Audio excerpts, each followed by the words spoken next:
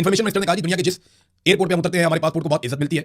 यहाँ पे कुछ लोगों ने और टाउटों ने ये खबर देना शुरू कर दी कि मैं फलाने एयरपोर्ट पे उतरा फलाने मुल्क के और मेरा पासपोर्ट देखते ही जनाब इमिग्रेशन का अमला ठटक गया। वो खड़े हो गए, उन्होंने सलूट मारे, उन्होंने कहा जी आप पाकिस्तान से हैं, क्या कमाल आपने ये कर दिया, कमाल आपके फील्ड मार्शल ने वो कर दिया। तो पाकिस्तानी पासपोर्ट की इज्जत पूरी दुनिया में बहुत बढ़ गई है, उन्होंने बहुत दावे किए थे।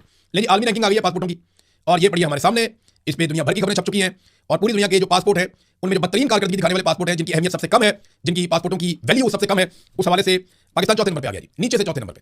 पहले नंबर पे अफगानिस्तान, शाम और इराक, ये तीन मुल्क हैं, अफगानिस्तान, इराक और शाम। सब में जंग लगी हुई है। ईरान जहां पे जंग लगी हुई है वो हमसे बहुत बेहतर है, बहुत सारे और ममालिक हैं वो भी हमसे बहुत बेहतर है। तो हमारे से नीचे सिर्फ तीन मुल्क रह गए, एक अफगानिस्तान, वो आपको पता है अफगानिस्तान के मामला, एक इराक आपको पता है जंग से तबाह हाल मुल्क है, और एक शाम आपको पता है वो भी जंग की तबाही से दो चार है। और पाकिस्तान उनके बाद, यानी एक वाहिद पाकिस्तान पहले नंबर पे ऐसा मुल्क है जहां पे कोई लड़ाई जंग कोई झगड़ा कोई ऐसी चीज नहीं हुई, लेकिन इसके बावजूद हमारा पासपोर्ट सबसे बुरा परफॉर्म कर रहा है। थोड़ी सी मेहनत और करें ना, ये रजीम, ये जो मिलिट्री बैक्ड रजीम है पाकिस्तान में, ये थोड़ी सी मेहनत और करें ना, थोड़ी सी कोशिश और करें, थोड़ा सा और लोगों के ऊपर जुल्म करें, जबर करें, फस्तायत करें, थोड़ा सा और पाकिस्तान को डाउन करें और बेड़ा गर्क करें पाकिस्तान की पॉलिसीज का, तो पाकिस्तान पहले नंबर पे भी आ सकता है। शर्म भी नहीं आई इनको, इन्होंने क्या दावे किए थे और पाकिस्तान को कहां पे लाके इन्होंने छोड़ दिया।